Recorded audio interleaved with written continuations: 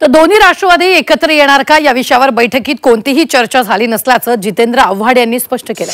बैठकीत पक्ष संघटना अधिक मजबूत करण्यावर चर्चा झाल्याची माहिती जितेंद्र आव्हाड यांनी दिली आहे। तसंच अजित पवारांच्या गळतीच्या प्रश्नालाही त्यांनी उत्तर दिलेले। तर शरद पवार गळतीला घाबरत नाही, शरद पवार नेते बनवणारी फॅक्टरी असल्याचंही आव्हाडांनी म्हटलंय।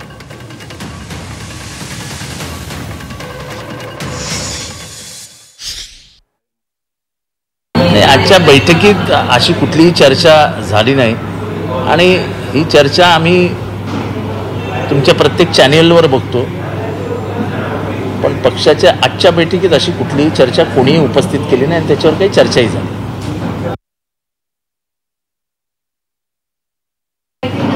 मला वाटत नाही की शरद पवार गळतीला घाबरतात।